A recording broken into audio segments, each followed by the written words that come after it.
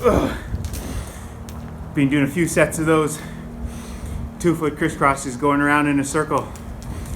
That's a great workout. Really, my calves are on fire right now. My calves are burning. So doing a move that you can do, maybe standing in the same place, try to do it while you move around. You can move around in a circle at a faster speed or go quite slowly as I was doing there.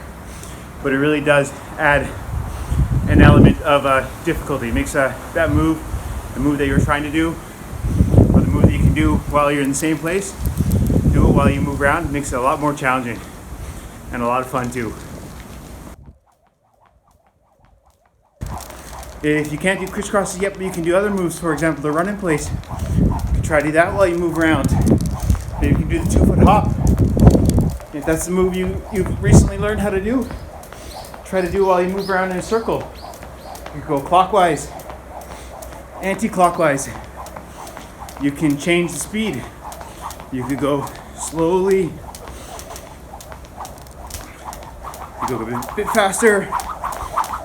You could even incorporate different moves, different speeds as you go around in a circle. 2-foot crisscrosses. Running crisscrosses.